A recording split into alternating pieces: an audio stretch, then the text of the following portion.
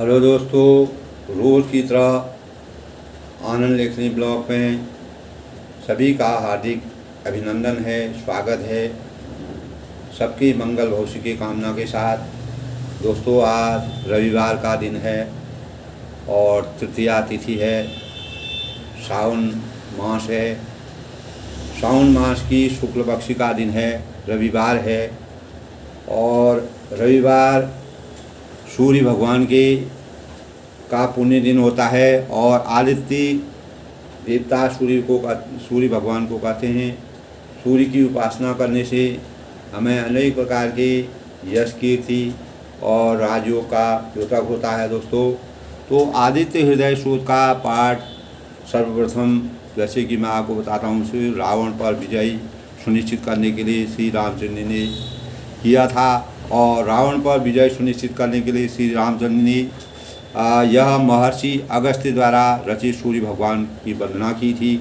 और आदित्य हृदय स्तोत्र पाठ सभी प्रकार के कष्टों, असफलताओं को दूर करने वाला होता है। इसीलिए हम इसको इस दिन आदित्य हृदय स्तोत्र का पाठ करते हैं। जिनका स्वास्थ्य ठीक नहीं रहता है तथा जो असाध्य बीमारियों से परेशान रहते हैं, उनके लिए इस स्रोत का नित्य इस आदित्य हृदय मंत्र का स्रोत का अध्ययन करना, श्रद्धापूर्वक पाठ करना और रामबाण की तरह यानी यह अचूक उपाय होता है दोस्तों। हमारे आध्यात्म भी अनेक प्रकार के उपाय हैं। उसी प्रकार आदित्य हृदय स्रोत का पाठ करने से हमारे अनेक प्रकार की दुख, व्याधि और बीमारियां दूर होती हैं। अतः इसके आदित्य हृदय स्तोत्र का पाठ करने से का महत्व यह है कि दोस्तों, प्रातःकाल स्नान करके पूर्व दिशा की ओर हमको अपना चेहरा करना चाहिए और सूर्य को जल अर्घ देकर और सूर्य भगवान का ध्यान करना चाहिए। और इस स्रोत का सदा से जो ध्यान करते हैं उनके दीर्घायु आरोग्य की कामना करते हैं और उनके अनेक प्रकार के दुखों का नाश होता है। महामारी और किसी प्रकार की महामारी नहीं आती है। किसी कुटिल चाल के प्रयोग करने से वह बच जाते हैं। और अनेक प्रकार के जो लोग सरल बोध से इनका ध्यान करता है, वह जीवन में सुख और शांति उनके जीवन में सुख और शांति प्राप्त होती है। दोस्तों, हमारे सौर मंडल में सूर्य बहुत प्रभावी एवं प्रत्यक्ष देवता हैं और खगोल शास्त्री सूर्य के प्रभाव को पृथ्वी और चंद्रमा दोनों में मानते हैं। ज्योतिष विद्या के अनुसार सूर्य सिंह राशि के स्वामी होते हैं दोस्तों। और जन्म कुंडली में उच्च का सूर्य राज सम्मान का दाता द्योतक होते हैं। और कुछ विद्वान लोग जो हैं श्री राम जी के अवतार में सूर्य का तेज अंश समाहित है, ऐसा मानते हैं। हमारे शास्त्रों में इस प्रकार की गणना है। सूर्य आराधना विशेष रूप से रविवार को जिस दिन अवकाश होता है, हमारे भारतवर्ष में रविवार को अवकाश होता है, तो अवकाश के दिन किया जाता है। इस आराधना से शारीरिक और मानसिक विकार हमारे दूर होते हैं और हमारे शारीरिक और शरीर का विकास होता है। शरीर और सूर्य भगवान की स्तुति करने से, बाल रवि दर्शन करने से उपयुक्त मात्रा में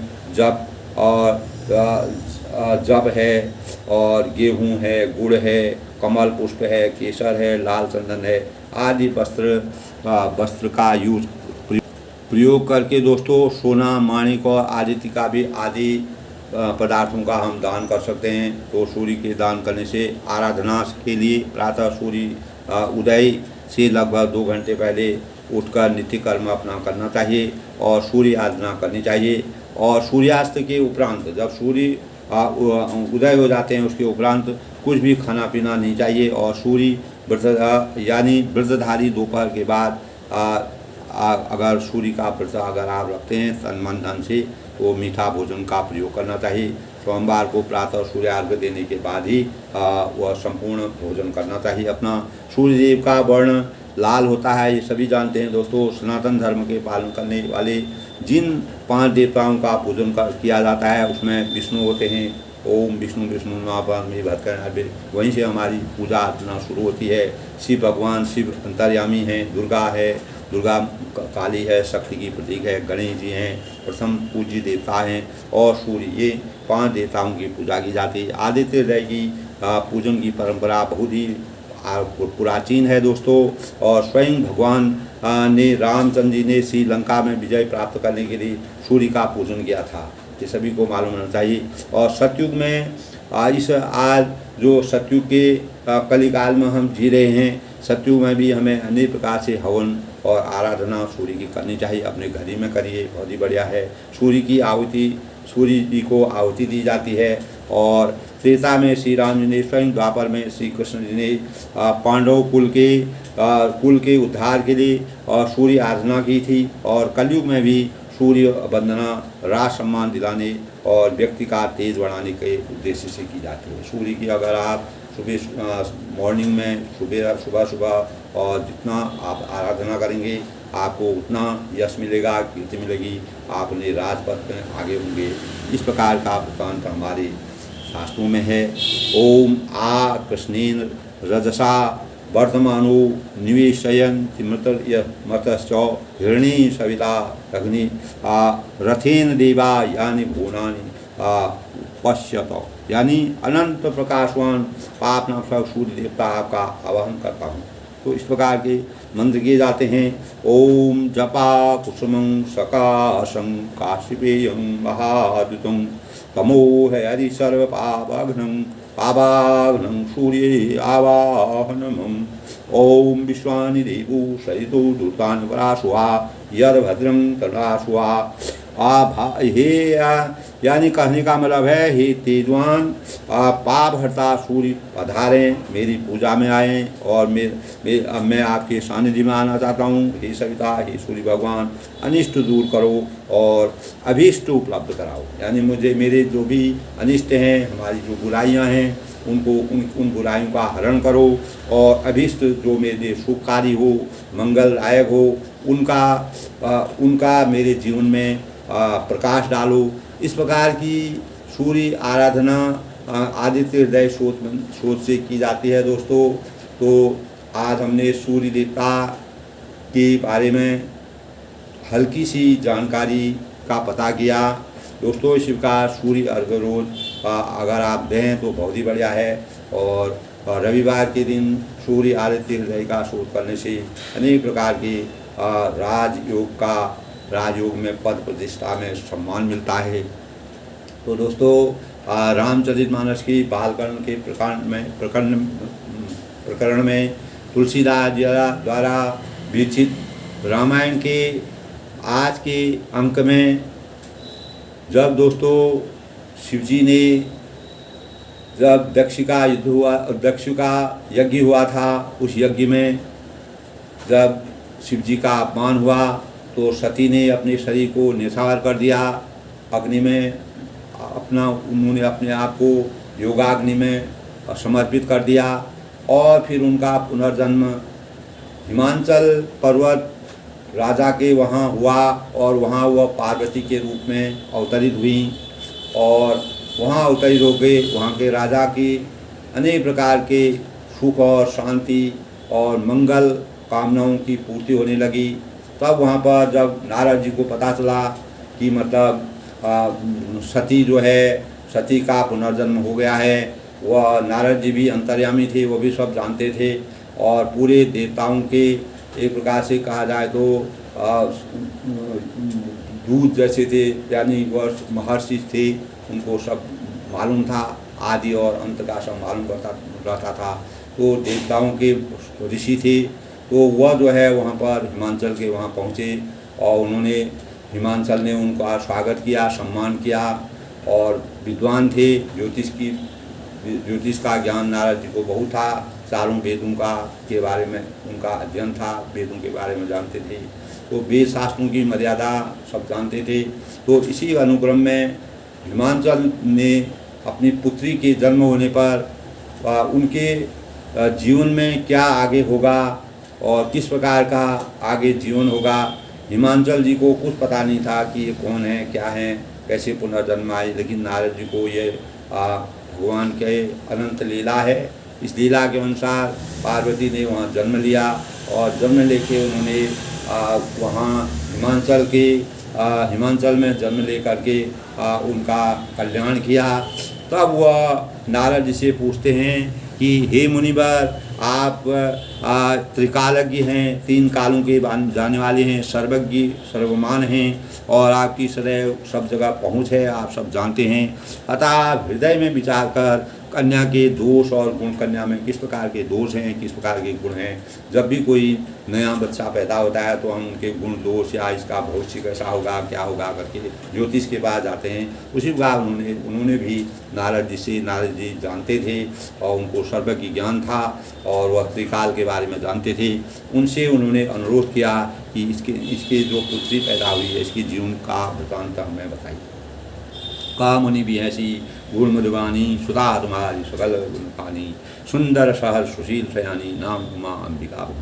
यानी उन्होंने कहा कि नारद मुनि ने हंसकर रहस्यमय कोमल वाणी से कहा। उनको सब पता हो गया था कि सती से यहाँ पैदा हो गई हैं, तो कोमल वाणी से उन्होंने उनसे कहा कि तुम्हारी कन्या सब गुण उसकी खान है, भंडार हैं, अपार निधि की खान हैं, वह स्वभाव से सुंदर हैं, सुशील हैं और समझदार हैं।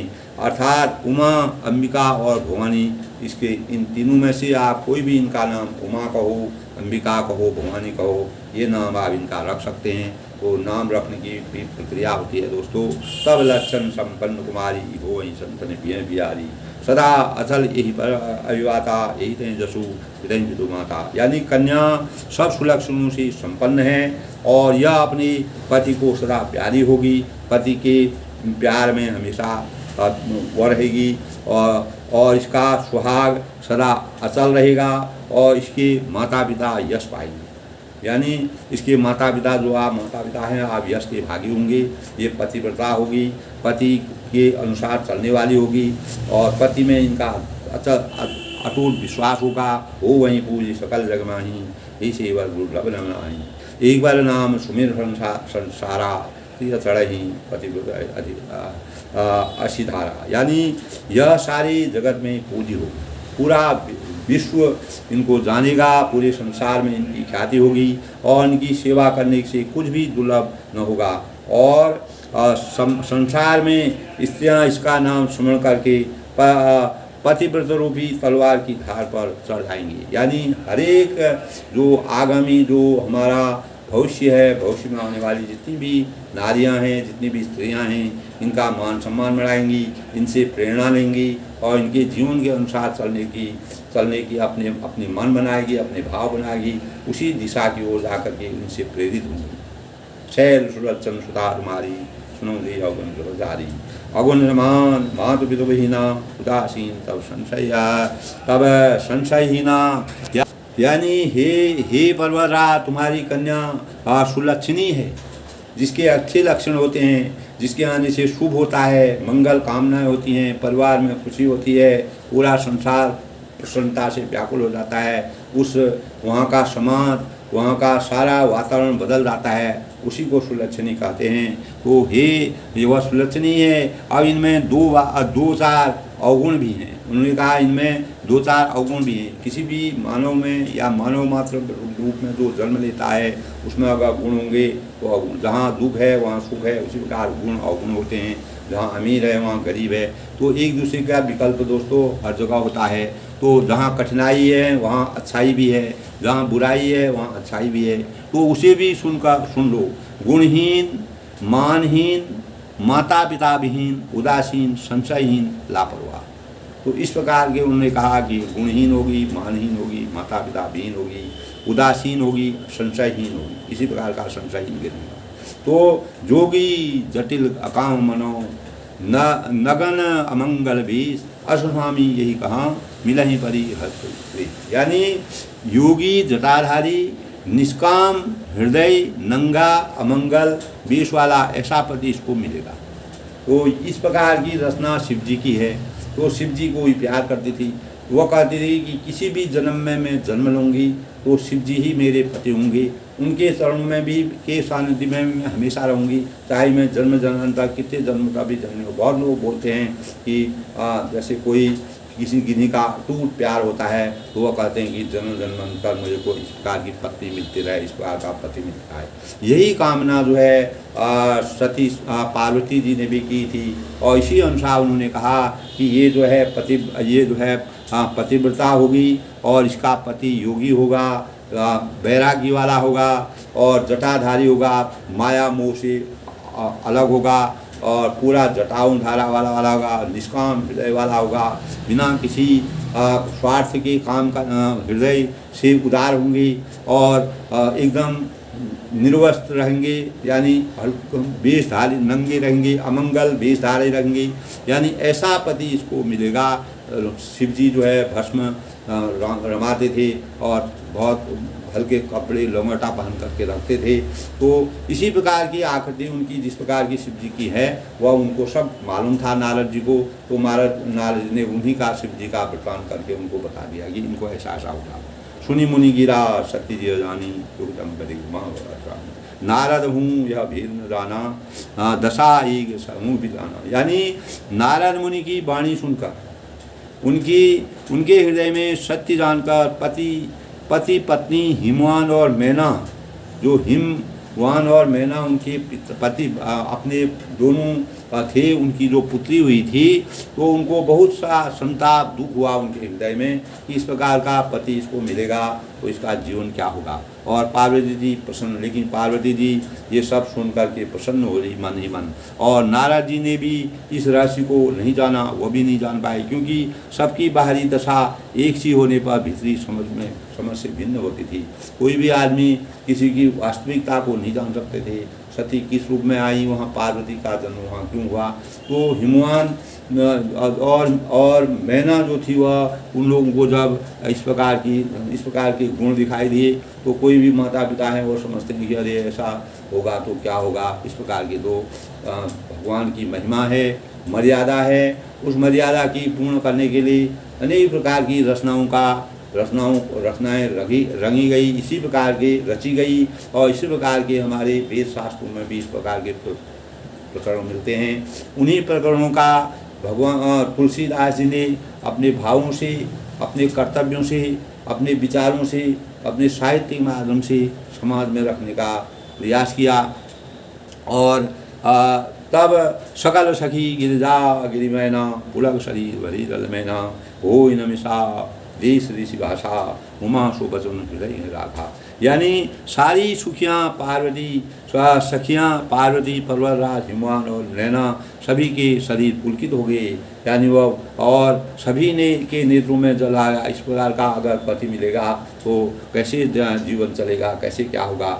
और देवर्षि जो नारद जी थे उनके वचन असत्य नहीं हो सकते हैं, यानी उन पर पूरा विश्वास था। ये जो कह रहे हैं ये सत्य कह रहे हैं और इनके वचनों में कहीं भी इधर उधर नहीं होगा।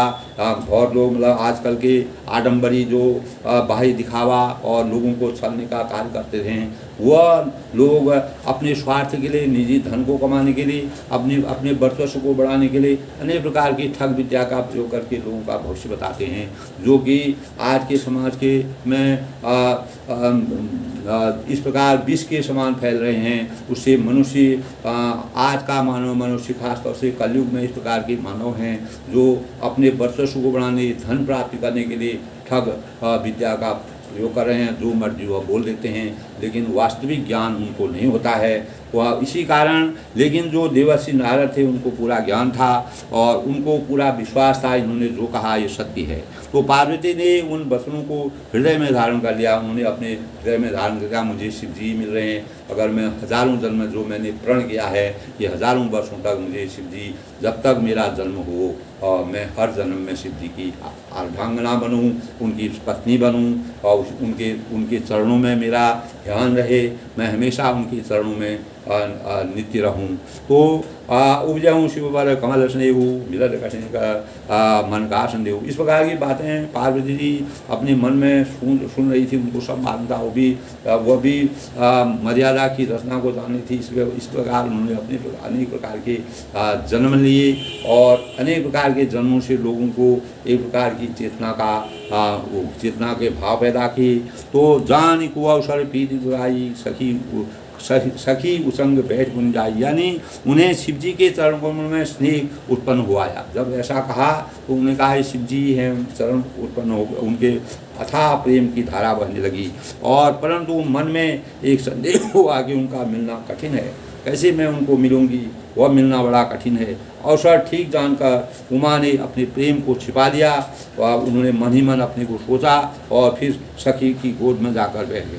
वह अपनी जो सखी थी, सखी की गोद में उनकी जो सखी थी, उनकी माँ की, मैना की सखी जो दोस्त थी, उनकी गोद में जाके वह बैठ गई।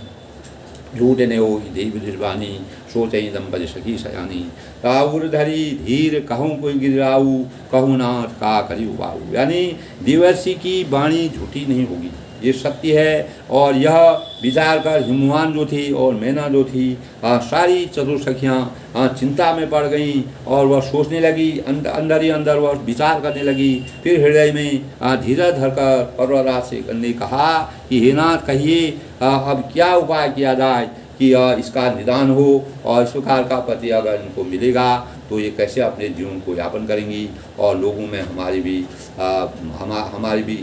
भी अपमान के भागी होंगे।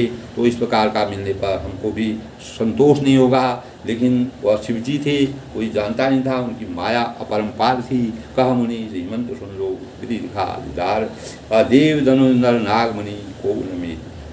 तो उन्होंने कहा कि मुनीश्वर ने कहा तब नारद जी ने कहा हे हिमवान तुम समझ नहीं रहे हो, भगवान की महिमा बड़ी अपार है। सुनो, विधाता ने ललाट पर जो लिख दिया है, परमात्मा ने जो हमारा सृष्टि की रचना जो हमारे भाग्य में, हमारे विचारों में लिख दिया है, उसको देवता और दानव, मनुष्य, नाग, मुनि कोई भी उसको मिटा नहीं सकता है। यानी कोई भी शक्ति ऐसी नहीं है।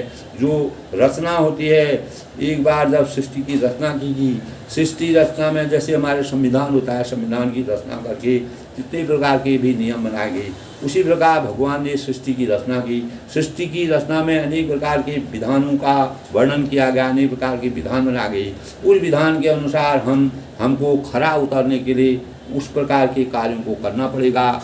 जो जिसके ललाट में लिख दिया गया है, जो जिसके भाव में लिख दिया गया है, जो जिसका संगी होगा, जो जहाँ से जिसको मिलेगा, वह कभी मिट नहीं सकता है, वह अमिट है हमेशा के लिए। वह उसको उसमें कोई परिवर्तन नहीं कर सकता है, चाहे कुछ भी हो। तदभी एक मैं कहूँ भाई, हो ही करूँ जो देव सहाई, जस बरु में बर न्यूम भाई, मिलही वहीं तक। तब उन्होंने कहा कि कोई न कोई निदान, हर चीज़ का निदान होता है। तो भी एक उपाय मैं बताता हूँ, यदि देव सहायता करें तो वह सिद्ध हो सकता है।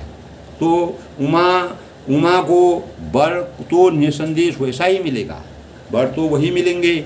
और जैसा मैंने तुम्हारे सामने वर्णन किया है, जे वर ते दोष बखाने, ते सब सिख रही अनुमानी। जो विवाह शंकर सन कोई, दोषों गुण सब कोई। यानी परंतु मैंने वर के जो दोष बतलाए हैं, जो वर होंगे, जो इनको बरेंगे, तो उनके जो दोष मैंने आपको बताए हैं, मेरे अनुमान से वे सभी शिव जी में ही विद्यमान हैं।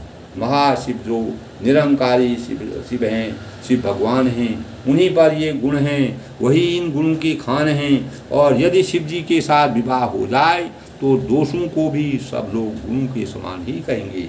अगर शिव जी जैसे पति इनको मिल जाएंगे तो उनके अंदर जो दोष हैं उनको भी लोग जो हैं कल्याणकारी मानेंगे। उनको भी गुणों को यानी सब लोग गुणों को यानी दोषों को भी गुणों में परिवर्तित करके गुणों की सोच करेंगे। शिव जी में इस प्रकार के गुण थे, जो महाकाल थे और महान मर्यादा और सृष्टि की रचना करने वाले थे और माया मोह से विरक्त थी।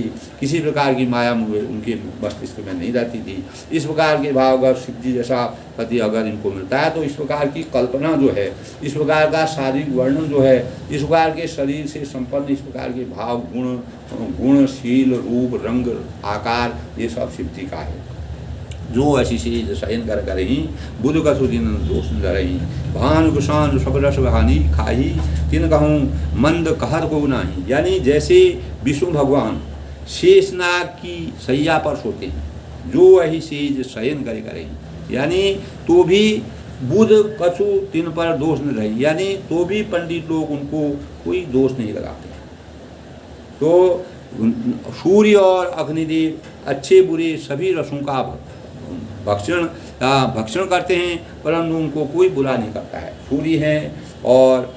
सूर्य हैं, अग्निदेव हैं, सारी दुनिया को जला डालते हैं, लोग जल जाते हैं, लेकिन कोई भी उनको बुरा नहीं करता है। इसी प्रकार भगवान शिव जी के अंदर जो शक्ति है विराजमान है, उस शक्ति की अपरंपार महिमा है, उनको कोई बुरा नहीं कर सकता है। जिस प्रकार सूर्य और अग्नि किसी चीज़ को भस्म करके उनके उसमें आ जाते हैं, तो उनको भस्म करके सदा के लिए अंत किया जाते हैं, उसी प्रकार उनके अवगुणों को कोई भी अभी तक संसार में नहीं कर सकता है। इसी प्रकार उनके अंदर इतनी शक्ति है, और इसी प्रकार शिव जी के अंदर भी अपार शक्ति का भंडार है, अपार महिमा का भंडार है। तो इस प्रकार वह विष्णु भगवान शेषनाग जी की सैया पर सोते हैं, तो भी पंडित लोग उनको कोई दोष नहीं देते हैं। शेषों की सैया पर जो सोते हैं विष्णु भगवान, शुभ अरु अशुभ सलिल भाई सुरसई कोई बुकाई, समरथ कहूँ नहीं दोष गोसाई, समरथ कहूँ नहीं दोष गोसाई, रवि पावल सुरसरी नाई, यानी गंगा शुभ अरु अशुभ सलिल सब भाई।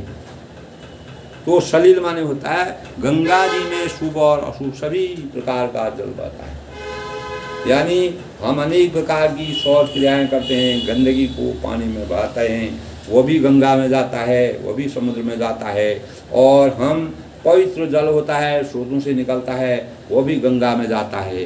तो शुभ और अशुभ दोनों जो हमारे जीवन में होते हैं, उनको अच्छा और बुरा जो हमारे जीवन में आता है, सब एक ही जगह समा जाता है, पर कोई उन्हें अपवित्र गंगा जी को जिस प्रकार पवित्र नहीं कहा जाता है, उसी प्रकार शिव की महिमा को कोई भी दोष नहीं दे सकता है। उनकी माया अपरंपार है, और सूर्य अग्नि और गंगा की भांति समर्थ को कुछ दोष नहीं लगता है। जो समर्थवान व्यक्ति होते हैं, जो शक्तिशाली होते हैं, जिनमें शक्ति की महिमा होती है, जो अपनी शक्ति से पूरे ब्रह्मांड को, जैसे गंगा नदी अनेक प्रकार के दोषों को, लोगों के पापों को, लोगों की गंदगी को, लोगों की बुराइयों का दोहन करके उसमें अच्छाई उसमें उसका मंथन करके उसमें अच्छाई ला करके पवित्र जल का निर्माण करती हैं। इसी प्रकार भगवान शिव जो है अनेक प्रकार की बुराइयों का मंथन करके इस मानव समाज के लिए कल्याण के भावों को पैदा करके समाज में चेतना का भाव पैदा करते हैं। इस प्रकार की निरंकारी भगवान शिव हैं,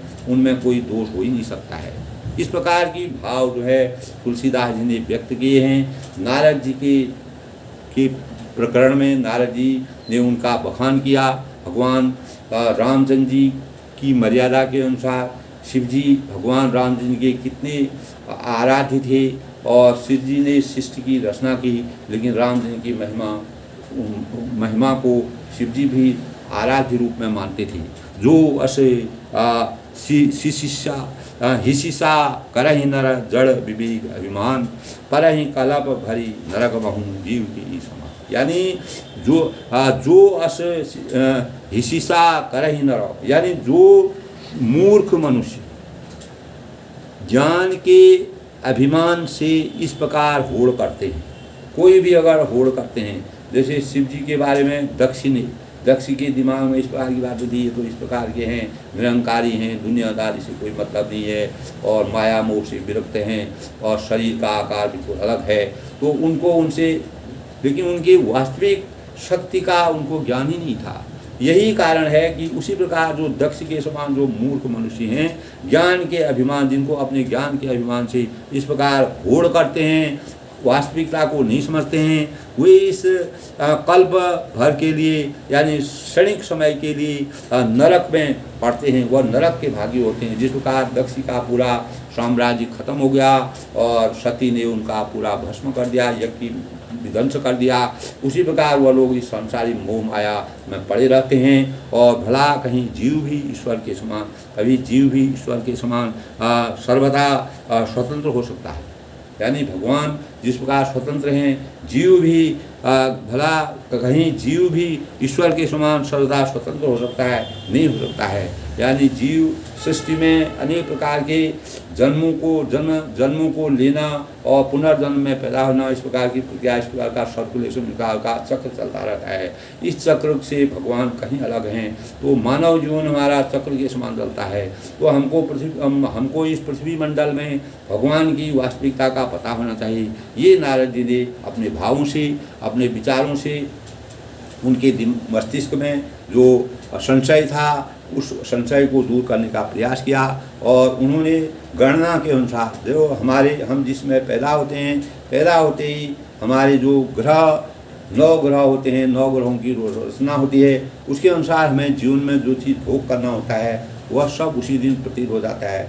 उसको हमको भोग करना है। और अनेक प्रकार के सांसारिक निदान करके हम अपने जीवन को, अगर हमारे बुरे ग्रह हैं, खराब ग्रह हैं, किसी प्रकार की बुराइयाँ उन्हें, उनको भी हम अच्छा बना सकते हैं। जबकि हम अपने कर्मों में, अपने भावों में, अपने विचारों में सार्थकता लाएँ, नकारात्मकता को सार्थकता में बदलने का प्रयास करें। इस प्रकार के भाव हमें इसमें विद्यमान हैं। इस प्रकार के भावों से तुलसीदास जी ने वर्णन किया है और शिव जी की महिमा का वर्णन किया है। नारद जी ने शिव जी के बारे में पूरा अवगत था, पूरा ज्ञान था, लेकिन वह जो है इस प्रकार का, तभी वह कहते हैं कि इस प्रकार का अगर अलंकार, इस प्रकार की जो आकृति है, इस प्रकार का जो स्वरूप है, इस प्रकार का जो शरीर है, वो केवल शिव जी का ही है। सूर्य शरीर जल कर बाहर निभाना, कबो न संत कर ही कर पाना। सूर्य शरीर मिले जो पावन जैसे, ईश अनी से अंतर जैसे। यानी गंगा जल से, सूर्य शरीर माने गंगा जल से भी बनाई हुई मदिरा को जानकर संत लोग कभी उसका पान नहीं करते। अगर गंगा जल से भी अगर मदिरा बनाई जाती है, जिससे आदमी पागल हो जाता है, अपने नियंत्रण को खो जाता है, तो उसको कभी संत समाज उसको नहीं धारण करता है। पर वही गंगा में मिल जाने पर जैसे पवित्र हो जाती है। और वही मदिरा अगर हम गंगा में डाल देते हैं तो उसका जो उसमें जो विष होता है, उसमें जो पागलपन होता है, वो भी उसको खत्म कर सकते हैं। गंगा की इतनी बड़ी महिमा है, इतना बड़ा स्वरूप है, इतनी बड़ी शक्ति है। ये भगवानों से भी बढ़कर शक्ति है। गंगा की पवित्रता का अथाह है। तो ईश्वर और जीव में वैसा ही भेद है। यानी ईश्वर भगवान जो है वह कितना भी बुराइयां हो, कितना भी गलत हो, उसको भी अच्छाई में परिवर्तित करने की शक्ति भगवान में होती है। जिस प्रकार गंगा में अनेक प्रकार की गंदी चीज़ें, केमिकल चीज़ें, रासायनिक चीज़ें, सब प्रकार की चीज़ें डाल देते हैं हम, अच्छी चीज़ें, बुराई सब डालते हैं, लेकिन गंगा उसको पवित्र कर जाती है। उसी प्रकार भगवान का जो परमात्मा है, परमात्मा का स्वरूप भी उस प्रकार होता है। वो बुरे से बुरे और अच्छे से अच्छे दोनों का मंथन करके उसमें अच्छाई को बाहर निकाल करके मानव समाज की रचना करते हैं। मानव समाज को अच्छा संदेश देते हैं। मानव समाज के लिए सार्थक रास्ता प्रदान करते हैं। शंभुषा समृद्ध भगवाना यही कल्याण दुराराधिपे अहिवहेषु आशुतोष पुनि किए कलेषु। यानी शिवजी सहज ही समर्थ है। वह समर्थवान व्यक्ति हैं, समर्थवान भगवान हैं। उनकी अपरंपरा लीला है, वह निरंकारी हैं, क्योंकि वे भगवान हैं।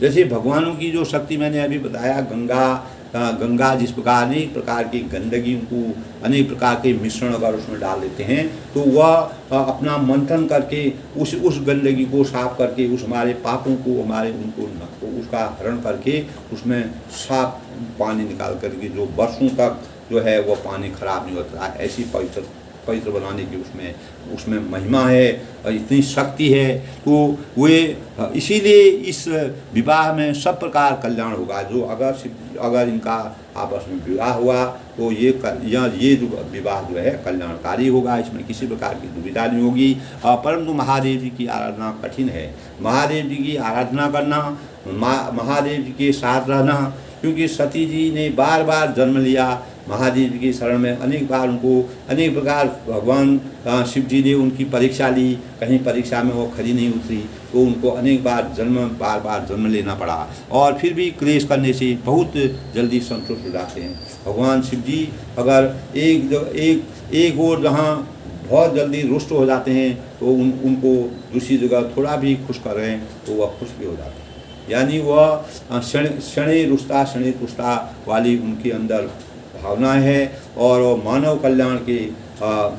कल्याण के सबसे बड़े देवता हैं और सृष्टि की रचना के कर्णधार हैं। उन्होंने सृष्टि की रचना के लिए अपने जीवन इस प्रकार की रचना की जिससे संसार में अनेक प्रकार की लीला लेकर के और सती के साथ भी उस प्रकार की लीलाएं खेली। जो तप करे कुमार तुम्हारी, भाव तुम्हें सकई त्रिपुरारी, रविवर अनेक जग माही, यही कहाँ से बता दूसरा नाही। यानी यदि तुम्हारी कन्या तप करे, अगर वह यज्ञ करेगी, तप करेगी, भक्ति भाव में निपुण होगी, तो त्रिपुरारी महादेव जी होनहार को मिटा सकते हैं। जो होनहार है, जो गलत होने वाला है, उसको भी मिटा सकते हैं। यद्यपि संसार में वर अनेक हैं, पर उनके लिए शिव जी को छोड़कर दूसरा कोई वर नहीं है। अगर उनका विवाह होगा, ये पार्वती जी के मन में लगातार ही भाव थे कि मैं जन्म जन्मांतर पर, जब वो योगाग्नि में उन्होंने अग्नि में अपना शरीर स्वाहा कर दिया, तो तब उन्होंने अपने मन में सोचा मैं जन्म जन्मांतर, योगाग्नि से भी कहा कि जन्मांतर अगर मैं पैदा होंगी तो मेरा मन वचन और शरीर से, पूरे शरीर से भगवान शिव जी के ही चरणों में आऊँ। तो इस प्रकार के शिव जी को छोड़कर उनका दूसरा वर कोई नहीं हो सकता है। ये नारद जी ने उनको हिमाचल पर्वत को राजा जो थे उनको बताया। वरदायक नारद भंजन, कृपा सिंधु सेवक रंजन, इच्छित फल विनु शिव अवराधे, लहे कोटि जोगराधे।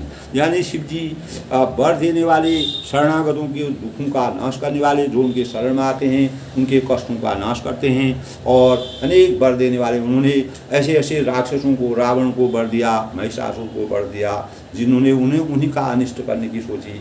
तो इस प्रकार के वह थोड़े में ही खुश हो जाते थे, और उन्होंने इस प्रकार की रचना रचने के लिए कि अगर मैं किसी को वर देता हूँ, वह अगर बुराई करता है तो वह किस प्रकार से बुराई करता है। तो उन्होंने अभिमान और घमंड को लोगों को दिखाने के लिए, उसकी रचना को दिखाने के लिए इस प्रकार से महिषासुर और रावण को भी वरदान दिए और उनको अपार शक्ति दी, जिससे लोगों को इस मर्यादा के बारे में, इस सृष्टि की रचना के बारे में अवगत हो। इसको अवगत कराने के लिए उन्होंने इस प्रकार की रचना का श्री गणेश किया। और कृपा के समुद्र और सेवकों के मन को प्रसन्न करने वाले हैं। कृपा के समुद्र हैं, जिसका समुद्र में अनेक प्रकार की व्यभिचारों, बुराइयों और गंदगियों का, पापियों का, सब प्रकार का भ्रम, जो मैल होता है, गंदगी होती है, वह खत्म होकर के वह निर्मल हो जाती है समुद्र में, उसका मंथन होकर के वह साफ हो जाती है। तो शिव जी भी इसी प्रकार हैं। इस संसार में जितने भी पापी हैं, जितने भी इस प्रकार के लोग हैं, उनका कल्याण करने वाले मात्र शिव जी हैं। शिव जी की आराधना किए बिना करोड़ों योग और जब तक भी वांछित फल नहीं मिलता है। जब तक हम शिव जी की आराधना नहीं करेंगे, तो हम करोड़ों योग करें, करोड़ों जप करें, तो वह उसमें भी कोई शक्ति नहीं होगी। तो वांछित फल हमको शिव जी की आराधना से ही मिलता है। इस प्रकार की वर्णन, जिस प्रकार शिव जी ने रामचंद्र की महिमा का वर्णन किया, उसी प्रकार तुलसीदास जी ने शिव जी की अपार शक्ति का, सती और शिव जी के चरित्र का मार्मिक वर्णन किया है। और अश कहीं नारद सुमिर हरि, गिरि शीश हो यही कल्याण अभाव संशय तदम। यानी उन्होंने कहा कि ऐसा कहकर भगवान का स्मरण करके नारद जी ने पार्वती जी को आशीर्वाद दे दिया कि शिव जी आपको मिले, उन्हीं से आपका वर मिले हुआ, और कहा कि हे पर्वतराज, तुम संदेह का त्याग कर दो, अब यह कल्याण ही होगा। यानी आपका कल्याण होने वाला है। अब आप इस संसार में आप शिव जी की महिमा के नज़दीक जा रहे हैं। शिव जी के इस सृष्टि में आपको शिव जी की अपरंपार जो शक्ति है उसके बारे में ज्ञान होगा। ये उन्होंने कहा कि इस प्रकार के भाव व्यक्त करके भगवान का स्मरण करो, और पार्वती को आशीर्वाद दे दिया उन्होंने। और इस प्रकार नारद जी ने पर्वतराज को भी यह संदेश दिया कि सब कुछ त्याग करके, सब माया मोह गर्व इस प्रकार के भाव त्याग करके अब कल्याण की भावनाओं को सोचो, जन मानस की कल्याण के लिए इस प्रकार के उपदेश दिए। दोस्तों, जिस प्रकार सूर्य और चंद्रमा अग्नि देव संसार का कल्याण करते हैं, जिस प्रकार सूर्य और चंद्रमा और अग्निदेव संसार का कल्याण करते हुए यशस्वी बन जाते हैं, यश के भागी बन जाते हैं। उसी प्रकार मानव भी अगर हम अपने कर्मों को अच्छा करें और हमारा भी यश संसार में फैल जाता है। अगर हमारे कार्य अच्छे होंगे, हम परोपकार करेंगे, लोगों का हित करेंगे, कल्याणकारी कार्य करेंगे, अपनी सोच को अच्छा रखेंगे, अच्छे भाव अपने मन में रखेंगे, निश्चित ही हमारा भगवान जो है कल्याण करते हैं। भगवान के अंदर इतनी शक्ति होगी। अगर हम भगवान की वास्तविक सानिध्य में पहुंच जाएंगे तो हमें इस संसार से, माया मोह से दूर हो जाएंगे। हम सभी मानव मात्र के कल्याण के कार्यों को करने में एक से एक बढ़कर गौरवान्वित होने का प्रयास करना चाहिए। जिस प्रकार सूर्य और चंद्रमा और अग्निदेव संसार का कल्याण करते हैं, यशस्वी बनने का उनको सौभाग्य प्राप्त होगा, इसी प्रकार मानव जाति भी अगर हमारी यशो इंद्रो यशा अग्निशा सोमो अजाय वह यशा विश्वसी भूतस्याह मीस्मी अस्मि यशस्तम, यानी जिस प्रकार सूर्य और चंद्रमा और अग्निदेव संसार का कल्याण करते हुए यशस्वी बने, यशवान बने, कीर्तिवान बने, उसी प्रकार अगर हमारे कर्म भी अच्छे होंगे तो हमारा यश भी संसार में फैल जाएगा। इस प्रकार की रचना जो है नारद जी की थी। नारद जी ने इस प्रकार की बातों से उनको समझाया और हम सभी मानव मात्र जो है, पूरा मानव समाज जो है और एक दूसरे का मानव मात्र के कल्याण के कार्य को करके करेंगे। निश्चित ही एक से बढ़कर एक गौरवान्वित, एक से हर रास्ते से हमको गौरव प्राप्त होगा। हम कल्याण के मार्ग पर चलेंगे, लोक कल्याण होगा। किसी भाव से, किसी मन से, किसी कार्य से, किसी सत्कर्म से, किसी भी प्रकार से अगर हम किसी का भी हित करते हैं, वही हमारे लिए सौभाग्य और गौरवान्वित का प्रसाद होता है। हम कहीं नई खोज करते हैं जो नए लोगों के काम आते हैं, कहीं नई चीज़ें करते हैं, किसी को अपने पास ज़्यादा होता है धन देते हैं, दान देते हैं, पुण्य करते हैं, अनेक गरीब जो होते हैं उनकी रक्षा करते हैं, उनको अच्छे जगह पर बढ़ाते हैं। इस प्रकार के यश के कार्य सूर्य भगवान हैं, उनके लिए पूरा ब्रह्मांड एक समान है, सबको बराबर प्रकाश देते हैं, किसी को कम किसी को ज़्यादा नहीं देते हैं। इसी प्रकार चंद्रमा है, उनकी छाया बराबर, इसी प्रकार अग्निदेव हैं, सबको तपन बराबर देते हैं सबकी। तो भगवान भी, भगवान की नज़र में भी दोस्तों, जिस प्रकार भगवान की नज़र में छोटा बड़ा, भगवान की नज़र में सृष्टि सब बराबर है। किसको कहाँ पर, जिसका अंत जहाँ पर होने वाला होता है वो वही उसी अनुसार अंत होता है। उसके लिए जब सृष्टि की रचना हमारे जीवन में होती है तो उस रचना के अनुसार हमको चलना पड़ता है। तो कहने का मतलब है, तो सूर्य चंद्रमा और अग्निदेव का हमने जिस प्रकार इस संसार में कल्याण करने के लिए अपना जन्म लिया, अपने आभा को प्रकट किया, इसी प्रकार शिव जी की भी आभा है, वह भी संसार में प्रारंभ करेंगे। यही मानव जीवन को भी तुलसीदास जी का रामचरितमानस के द्वारा यही संदेश है कि मानव मात्र के कल्याण के कार्यों को करने में एक से एक बढ़कर गौरव के भागी हम बन सकते हैं। अगर जिसको यह सौभाग्य मिलता है उसको वही जीवन मानव जीवन का सार्थक जीवन है। दोस्तों, आज के प्रकरण में बस इतना ही। बड़ों को मेरा नमस्कार, छोटों को मेरा आशीर्वाद। सबके मंगल भोज के कामना के साथ सबके जीवन में सूर्य भगवान का आशीर्वाद बना रहे, सबको यश मिले, कीर्ति मिले, सब लोग अच्छाई की तरफ बढ़ें, देश की उन्नति के लिए सोचें, देश को यशस्वी बनाएं और अनेक प्रकार के कल्याणकारी कार्यों से, किसी भी भाव से देश का हित करके, मानव समाज का कल्याण करके अपने जीवन चक्र को आगे बढ़ा रहे हैं। यही और अच्छी सोच और अच्छे विचार अपने मन में रख करके इस समाज का कैसे भी कल्याण करें, वही हमारे जीवन का सबसे बड़ा भाव होना चाहिए, वही हमारी सोच होनी चाहिए। उसी से हम मानव जीवन की सही जब तक जीवन है उस जीवन की साकारात्मकता को समझेंगे और अगला जीवन भी हमें भगवान अच्छी जगह देगा। और जिस प्रकार सती जी का जीवन जब दक्ष के युद्ध को, दक्ष के यज्ञ को समाप्त करने के लिए और उनका अपमान किया गया, उस अपमान को पराजय, उस अपमान का क्लेश उनके मस्तिष्क में आ गया, उस क्लेश को दूर करने के उन्होंने अपने को योगाग्नि में दावानल में चली गई और अंत में जो है उन्होंने हिमाचल के वहाँ पैदा होकर के जन्म लेकर के शिव जी के चरणों में जाने का मन बनाया और उनको शिव जी के समान ही वर प्राप्त हुई। इसी प्रकार हमें भी अगर अच्छे कार्य करेंगे किसी भी समय अगर हमारा अंत होगा तो अगला जीवन भी हमारा अच्छा होगा, हमें अच्छा जीवन मिलेगा, भगवान के सानिध्य में रहेंगे, भगवान की भक्ति करने का मौका मिलेगा। यही मानव जीवन का सबसे बड़ा रहस्य है और यही दोस्तों सबसे बड़ा सच्ची है, यही सत्य है, इसको कोई नकार नहीं सकता है। मानव जीवन क्षणभंगुर है, ये थोड़े समय के लिए है, कल के दिन कौन कहाँ जाएगा। हमारे कर्म हैं, हमारे कार्य हैं, हमारी अच्छाइयाँ हैं, हमारी बुराइयाँ हैं, यही हमारे साथ जाएंगी और हमारे साथ कुछ नहीं जाएगा।